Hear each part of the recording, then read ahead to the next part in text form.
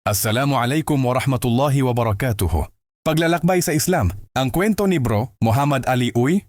Si Muhammad Ali Uy ay isang ordinaryong lingkod ni Allah na may pusong nagmamalasakit sa umma, lalo na sa mga kapwa Pilipino sa Jeddah, Saudi Arabia. Isa siyang Islamic content creator at dawah blogger na ang hangarin ay maibahagi ang liwanag ng Islam sa mahinahon, mapagmahal, at tapat na paraan. Hindi siya nagtuturo upang magpakitang gilas, kundi upang magpayo sa kabutihan at mag-anyaya tungo sa landas ni Allah.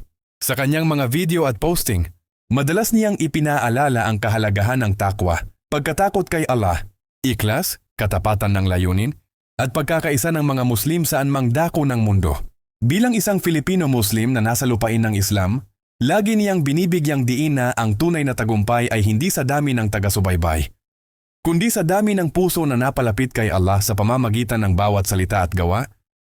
Ang kanyang mga gawaing dawa ay nakatuon sa pagpapalaganap ng tamang kaalaman, pagpapalakas ng pananampalataya, at pagpapalaganap ng kapayapaan.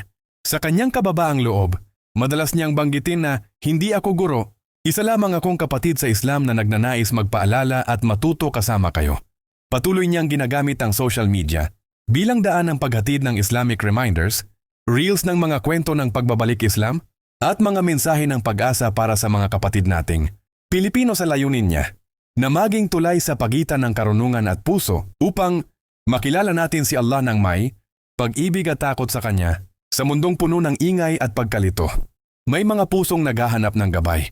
Ako si Muhammad Ali Uy, isang lingkod ni Allah na walang ibang hangarin kundi ang magpaalala, mag-anyaya at magbahagi ng liwanag ng Islam. Hindi bilang guro kundi bilang kapatid sa pananampalataya.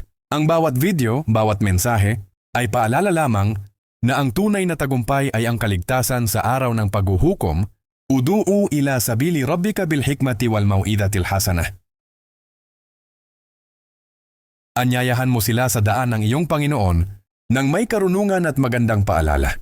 Dahil ang dawa ay hindi karangyaan, ito ay kababaang loob, at ang bawat tapat na gawa ay para lamang kay Allah subhanahu wa ta'ala.